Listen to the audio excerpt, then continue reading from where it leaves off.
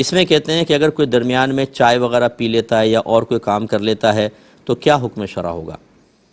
دیکھیں، جب وقت کا اجارہ ہوتا ہے تو دو کام جب ہم کریں گے تو سیلری کے مستحق ہوں گے۔ اگر یہ دو کام نہیں کیے تو سیلری نہیں ملے گی آپ کو، یا جتنے ٹائم میں یہ کام نہیں کیا اتنی سیلری ڈیڈکٹ ہونی چاہیے۔ مثال پہلی چیز تو یہ ہے کہ اس وقت میں وہاں حاضر رہنا۔ 10 بجے ڈیوٹی ہے تو 10 بجے آپ وہاں موجود ہوں، اور 5 بجے آف ہے تو 5 بجے ہی آپ نکلیں۔ اگر کوئی آدھا گھنٹہ لیٹ پہنچا اور آدھے گھنٹے پہلے چلا گیا تو اس دن کی 1 گھنٹے کی سیلری اس کے لیے ناجائز اور حرام ہے، وہ نہیں لے سکتا۔ اچھا، اسی طریقے دوسرا یہ ہوتا ہے کہ جو کام آپ کے سپرد کیا گیا اس وقت میں وہ کام کرنا، اور کم از کم اوسط درجے کے کرنا۔ ایک کام کا اعلیٰ درجہ ہوتا ہے، ایک بالکل بیکار قسم کا، ایک درمیانہ، تو کم از کم درمیانہ تو کریں۔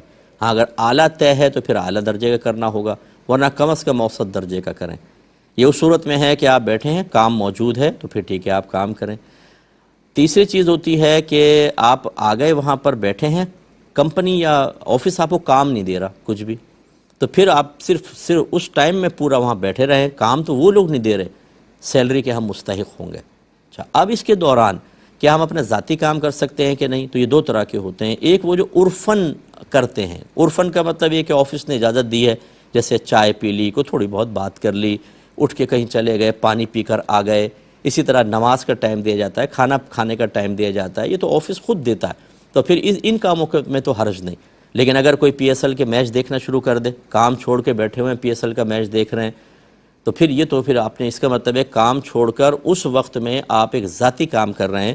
بلکہ علماء نے تو یہاں تک فرمایا کہ اگر وہاں موجود ہیں، کام بھی موجود ہے، اور آپ نماز پڑھنے گئے تو صرف فرض پڑھیں، واجب پڑھیں، سنت موقدہ پڑھیں، غیر موقدہ نوافل نہیں پڑھ سکتے، آپ واپس آ کے اپنے کام میں مشغول ہو جائیں۔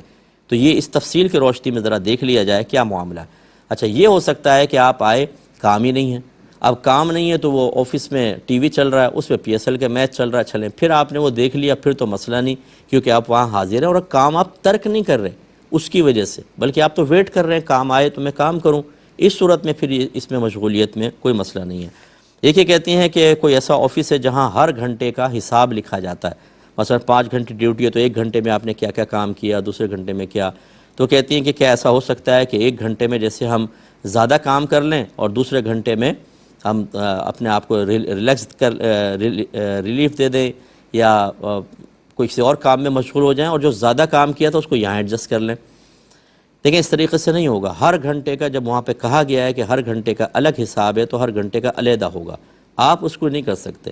ہاں، یہ ہو سکتا ہے کہ کمپنی خود آپ کو یہ آفر کرے کہ بھئی آپ کر سکتے ہیں، مثال کے طور پہ 5 گھنٹے اور یہ کام آپ کو 5 گھنٹے میں کرنا ہے، لیکن اگر آپ 4 گھنٹے میں کر لیں، آپ کو کام ہو تو 4 گھنٹے میں کر کے 1 گھنٹے پہلے آپ جا سکتے ہیں۔ اگر یہ خود کمپنی نے آپ کو آفر کی ہے تو پھر تو ٹھیک ہے، ورنہ آپ اپنی طرف سے ایسا نہیں کر سکتے۔ ہر گھنٹے کا پھر الگ الگ حساب ہوگا، جس گھنٹے میں کوئی کام کی کوتاہی ہوگی اس گھنٹے کے اندر اتنے منٹس اور اتنی دیر کی تنخواہ آپ نہیں لے سکتے۔ دیکھیں، یہ حرام حلال کے مسائل ہیں۔ بعض لوگ کہتے ہیں یار کہاں اتنی باریکیوں میں جائے آدمی، آپ نہ جائیں، آخرت کی باریکیاں دیکھیں پھر آپ وہاں پر۔ اللہ تبارک و تعالیٰ تو آپ کو نہیں چھوڑے گا، آپ کسی کا حق مار رہے ہیں۔ جس کی کمپنی ہے وہ بھی ایک آدمی ہے، وہ بھی ایک انسان ہے۔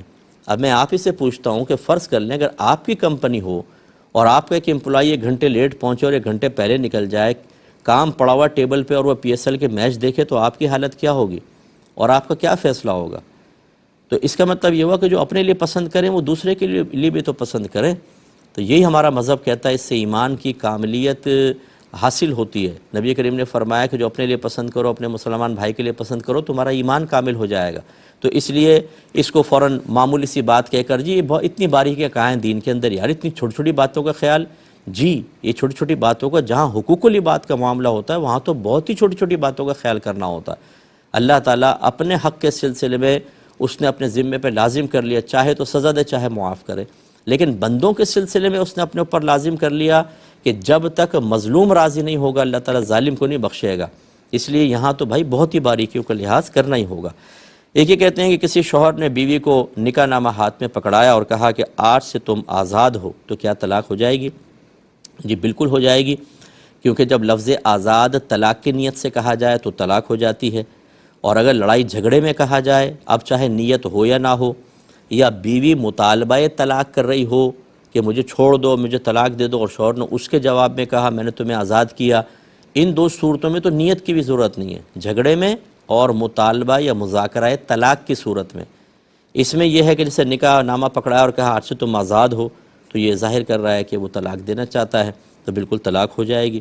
ہاں اگر ان میں سے کوئی بھی صورت نہ ہو، آرام سے بیٹھے ہوئے ہیں، نارمل حالت میں ہیں، اور شوہر نے کہا آج سے تم آزاد ہو، نہ غصہ ہے نہ مطالبہ طلاق، تو پھر شوہر سے ضرور پوچھا جائے گا کہ بھئی بتائیے آپ نے کس نیت کے ساتھ یہ کہا ہے۔ اگر وہ قسم کھا کر کہہ دیتا ہے کہ میری طلاق